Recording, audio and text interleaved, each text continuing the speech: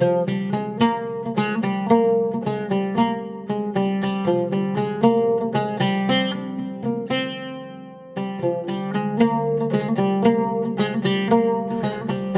znajduję w internecie takie pytanie, w jaki sposób wyrobić sobie swój własny styl twórczy.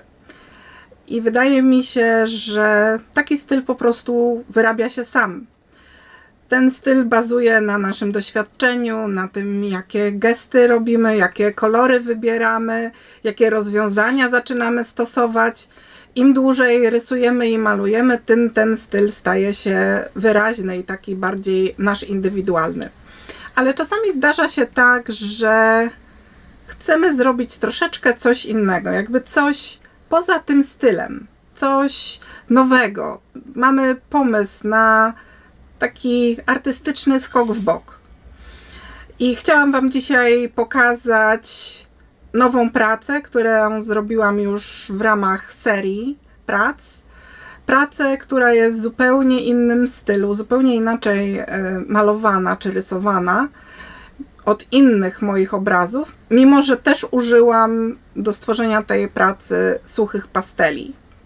Pomysł na taki troszeczkę inny styl, albo właściwie na coś zupełnie nowego, zrodził mi się wtedy, gdy po miesięcznym pobycie w Korei Południowej, gdzie zrobiłam dużo zdjęć, zaczęłam malować obrazy i zaczęłam malować te obrazy w swoim własnym, takim typowym dla mnie stylu.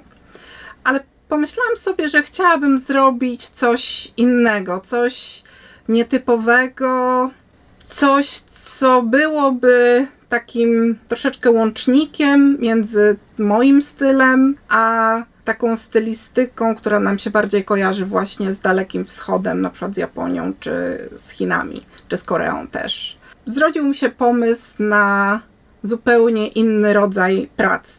Jest to taka wersja pomiędzy szkicem a obrazem, tak jakby po środku. Myślę, że bardziej w stronę szkicu, ale z myślą jakby, że nie ma być to praca w szkicowniku, lecz jako praca taka, którą się oprawi i która będzie potem eksponowana. To, co mnie zainspirowało do tego pomysłu, jak to zrobić, to były szkice Whistlera, które wykonywał bodajże w Wenecji.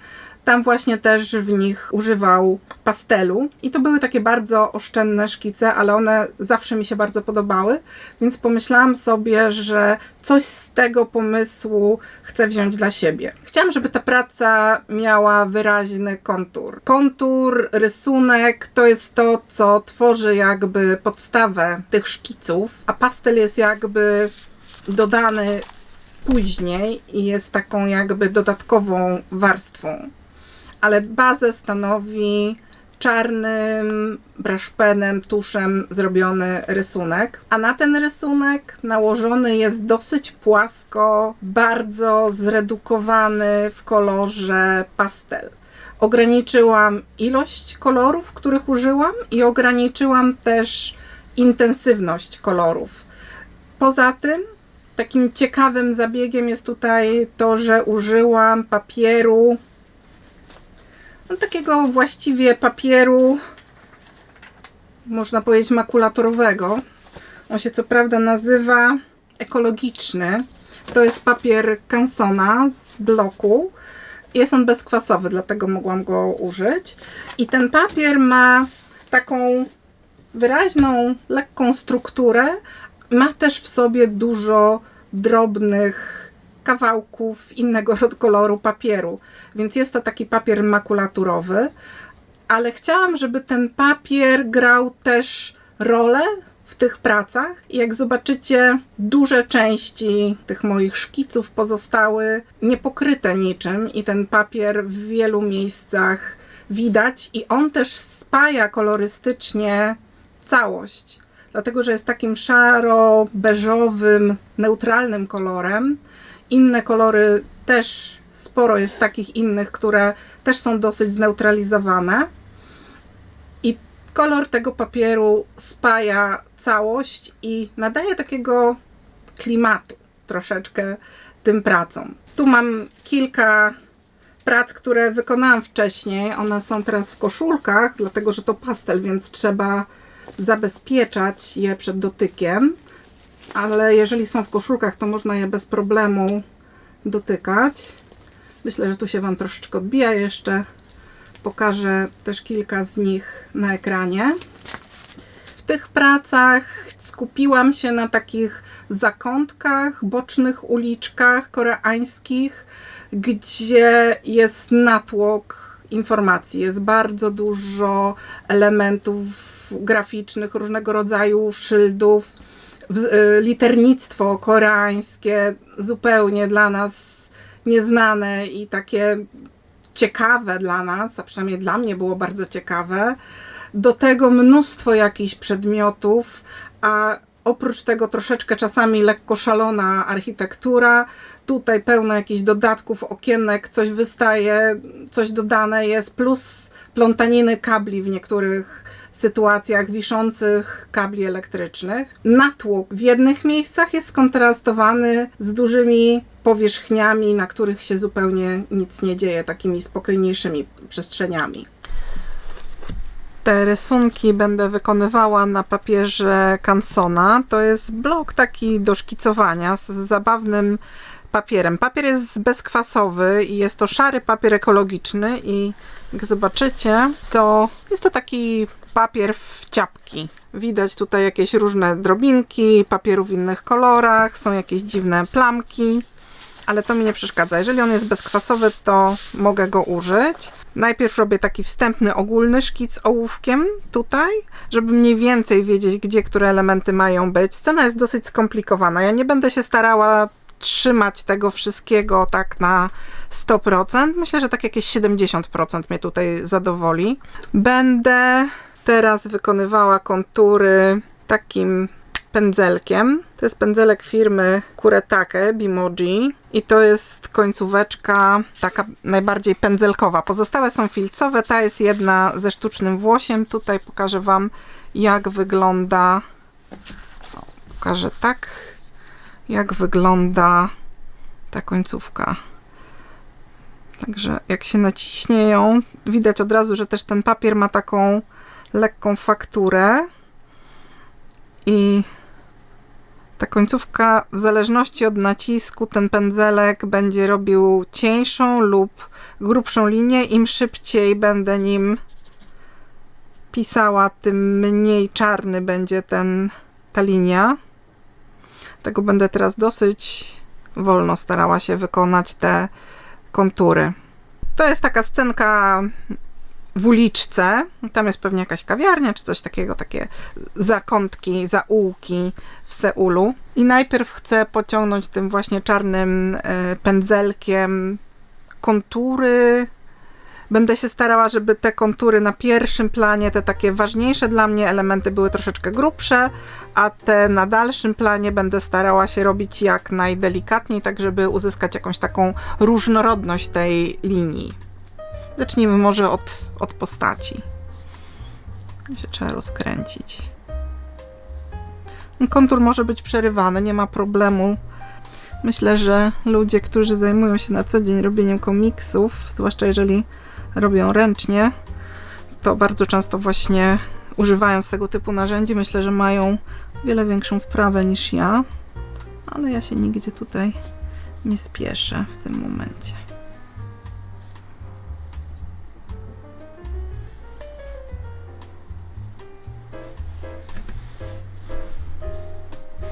I teraz postaram się mniej więcej to koreańskie liternictwo odwzorować, dlatego że to dodaje takiego ciekawego efektu.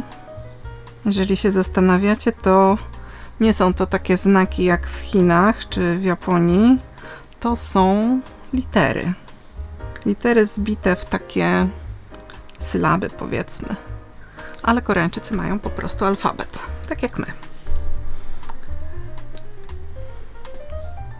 Jeżeli się pomylę, to się oczywiście nic nie stanie, byle nie byłaby to jakaś ważna pomyłka.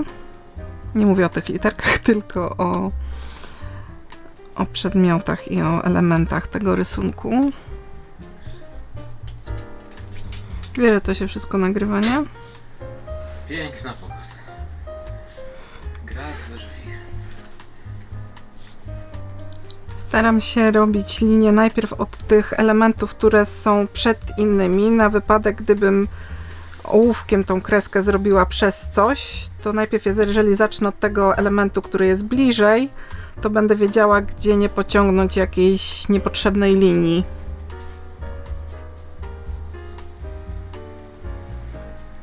Czasami jeszcze robię jakieś takie drobne korekty, gdzie co ma być. Jeżeli mi teraz bardziej pasuje troszeczkę przysunąć to.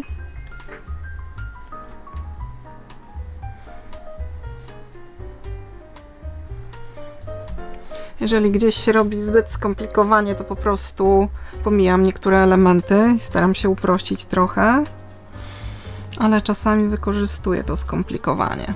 Ale jeszcze wszystko zależy od decyzji. Z tej strony jest cień, więc te linie postaram się troszeczkę grubiej zrobić.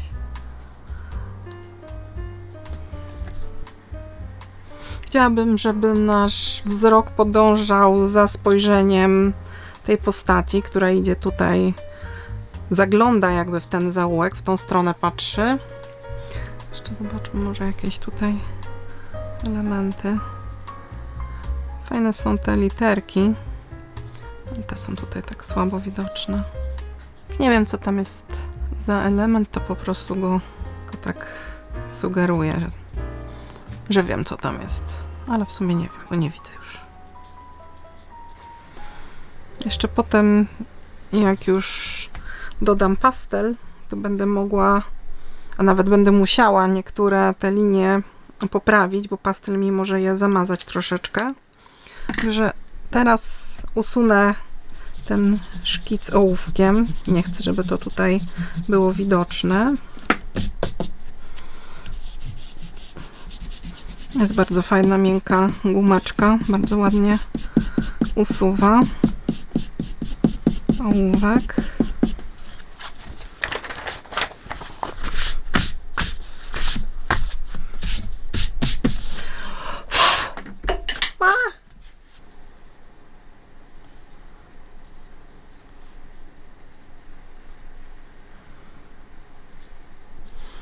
Teraz jeszcze muszę zdecydować, które z tych elementów będą miały jakiś kolor, a które zostawię w kolorze papieru. Na tych wcześniejszych szkicach wybierałam zwykle kilka kolorów, nie więcej. I starałam się malować bez żadnego cieniowania, bez takich rzeczy. Więc tutaj też zobaczę na zdjęciu, jakie kolory tam są i tak mniej więcej się troszeczkę zasugeruję tym, co będzie na zdjęciu, ale tak naprawdę no kolorystyka teraz już zależy ode mnie. Ona i tak nie będzie odpowiadała temu, co było w rzeczywistości. Wybrałam wstępnie kolory. Też chciałam troszeczkę w tych kolorach nawiązać do poprzednich prac, które wykonywałam w taki sposób. Tutaj wcześniej próbowałam, a teraz pokażę Wam, jak one wyglądają. Dwa takie jasne, kremowe. Do tego taki zgaszony czerwony. I jeszcze ciemny, właściwie fioletowo-brązowy. I teraz z takich zimniejszych, bardzo jasny niebieski. Drugi niebieski, ale nie wiem, czy z niego skorzystam. Taki intensywny niebieski. To takie ultramarynowe kolorki. I jeszcze dwie zielenie. Taka w miarę jasna, dosyć żywa zieleń i taka bardzo zgaszona szarawa. Teraz decyzja, co pomalować, a co zostawić. Na pewno chcę, żeby ten obszar był ciemny i od tego zacznę.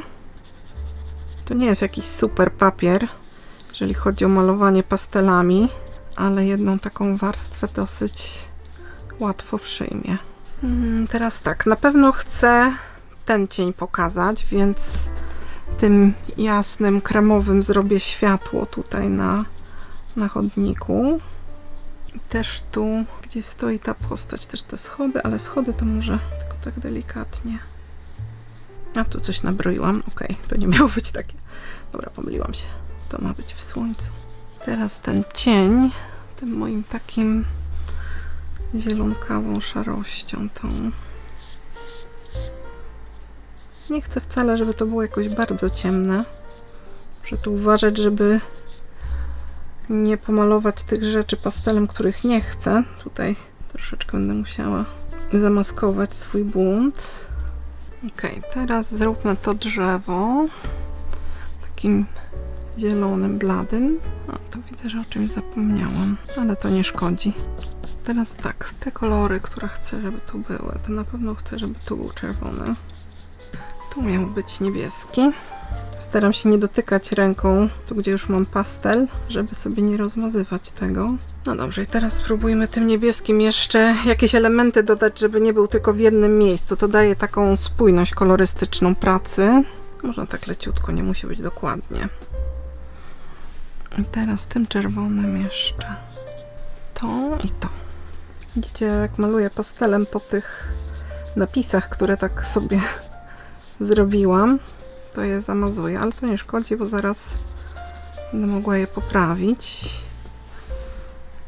Tu bym chciała z tej strony coś jeszcze.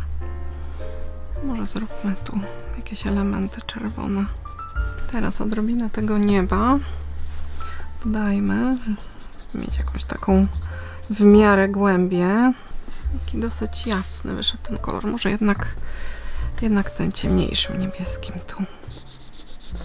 I tu ten daleki plan budynków zasugeruje takim odrobinę tylko tego niebieskiego nałożę, żeby troszeczkę zmienił się ten kolor, ale tak tylko troszeczkę, żeby chociaż odrobinę głębi uzyskać. To nie jest obraz, szkic nastawiony na dużą głębię, ale dzięki temu, że niektóre elementy zasłaniają trochę następne, dzięki temu, że mam czasami grubszą linię użytą i że trochę tutaj zrobię tej perspektywy powietrznej, to odrobinkę tej głębi mogę tu wprowadzić.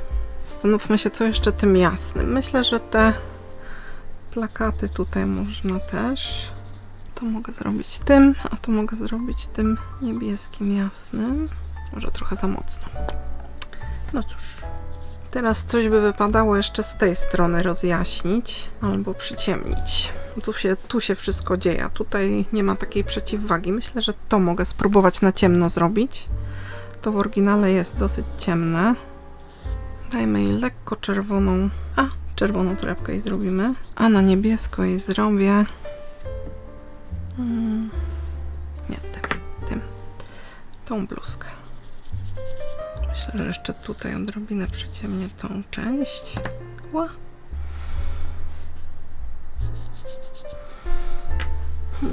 Zastanawiam się jeszcze, żeby może, tylko nie wiem, czy żółtym odrobinkę to drzewko przetrzeć, czy może bardziej tym niebieskim jednak.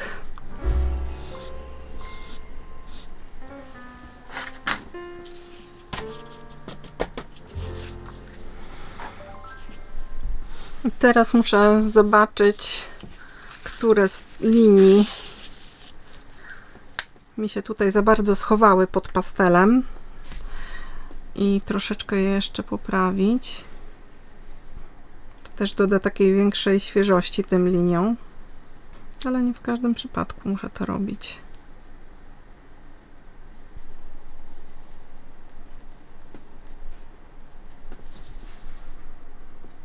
Dobra, nie chcę przesadzić.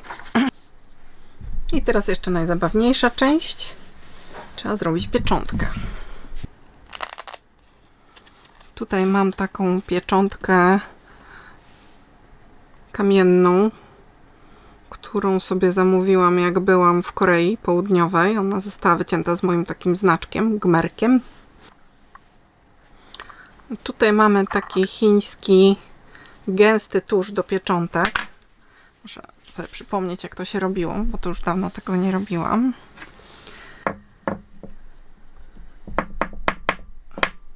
Z tego co pamiętam, trzeba było kilka razy to nacisnąć i wtedy odbić pieczątkę. Ok.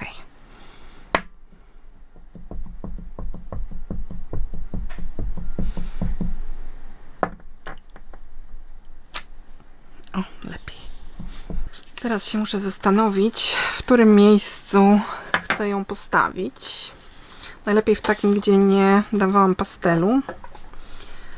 Myślę, że Tutaj ona się powinna zmieścić na mojej, albo tu? Nie, tu dajmy z tej strony. Na tym słupie. Dobra, mamy tylko jedno podejście, jeszcze żeby dobrze to góra-dół. Tak jest. 10 razy, albo jakoś tak.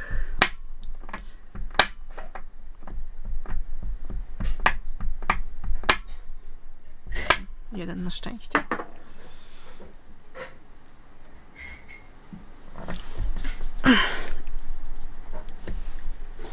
O! Przykleiło się. O, cudownie.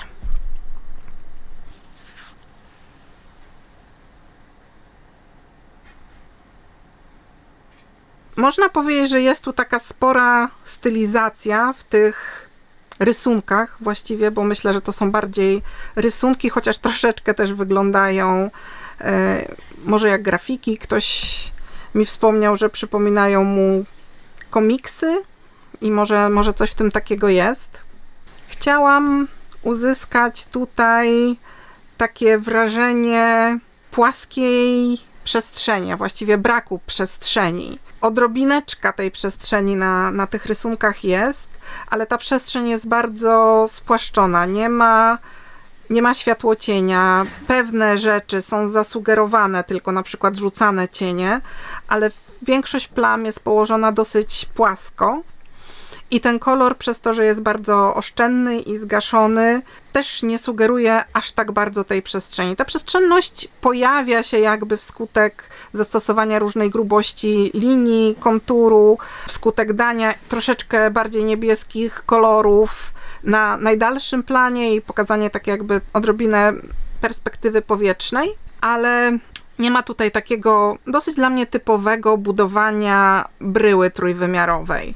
Chciałam w jakiś sposób, taki swój sposób, troszeczkę może nawiązać do japońskich drzeworytów, chociaż technika jakby jest zupełnie inna i pomysł jest inny, ale chciałam, żeby te rysunki miały w sobie takie pewne wrażenie azjatyckości. Nie wiem, na ile mi się to udało uzyskać i na ile ktoś inny odnosi takie wrażenie nawiązywania do jakichś pomysłów dalekowschodnich. Mi to jakoś pasowało, jakoś grało i powstała wtedy seria prac.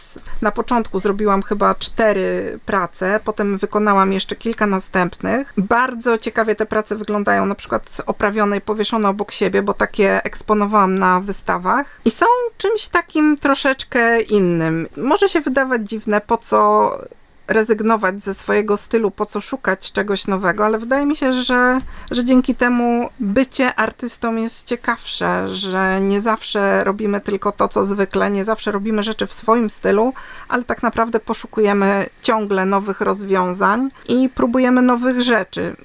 Czy w jakiś sposób wpłynęły te rysunki na moje obrazy? No trudno mi powiedzieć, raczej pewnie nie. Ale myślę, że też z nimi jeszcze nie skończyłam i właśnie dzisiaj wróciłam do tego pomysłu.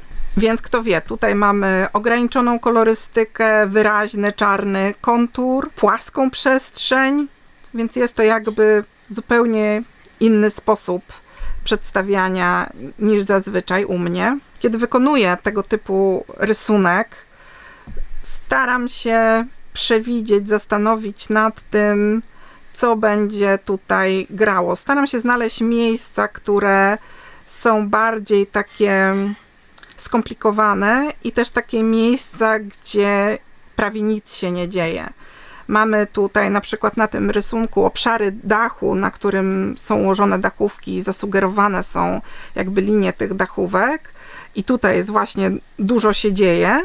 Natomiast duża płaszczyzna na dole tego szaro-zielonego cienia jest właściwie jednolita i dosyć prosta. Wybierając kolory, zawsze staram się wybrać do tych rysunków je wcześniej, zanim jeszcze położę pierwszy kolor na kartce, dlatego że nie mam specjalnie tutaj potem możliwości dużej korekty. To nie jest papier do pastelu i też chodzi o to, żeby ta warstwa pastelu na nim była bardzo cienka, więc wybieram kolory wcześniej. Staram się, żeby te kolory z sobą już grały, ale też żeby nie były zbyt podobne do siebie. one są już wyciszone, nie ma tu bardzo intensywnych kolorów. Kiedy zaczynam kłaść te kolory, zaczynam od takich miejsc, które są dla mnie najbardziej oczywiste.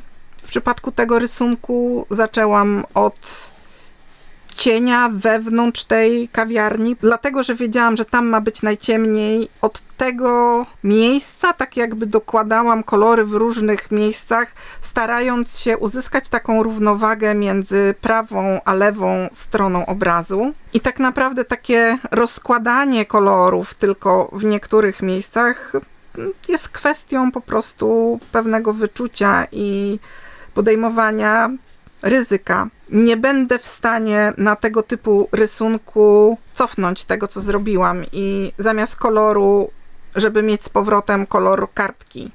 To jest, jak kładę kolor, to już koniec, to już ten kolor musi tam zostać, więc patrząc jakby na kartkę, zanim położę ten kolor, staram sobie wyobrazić go na tej przestrzeni, na którą chcę go nałożyć. I też staram się tym kolorem kierować naszą uwagę. Tu z lewej strony, gdzie jest ten słup taki na pierwszym planie, jak widzicie pierwszy plan, tutaj zaraz następny, to się wszystko tutaj tak troszeczkę zlewa, ale też nie chciałam, żeby nasz wzrok tutaj się skupiał. Chciałam, żeby poszedł od tej postaci w stronę tych plakatów i jakby wewnątrz tego budynku.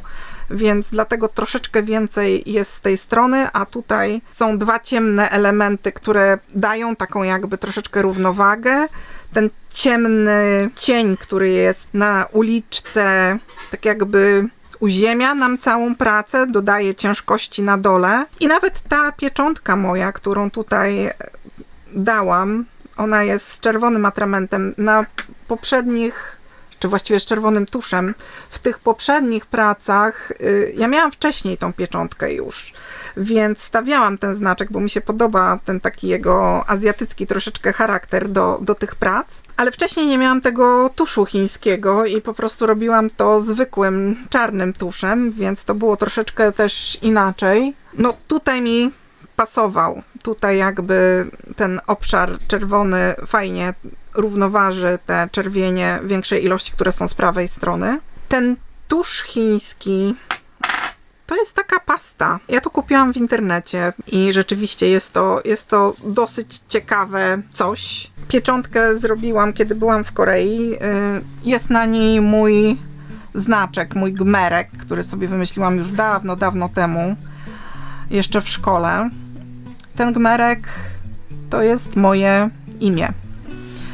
On się składa z 3 liter A, G, T i te 3 litery razem złożone dały właśnie taki znaczek, który tak naprawdę sam w sobie jest troszeczkę azjatycki. Użycie właśnie tego tuszu chińskiego jest takim ciekawym jakby dodatkiem do tej pracy i fajnie się wpisuje w klimat tej całości.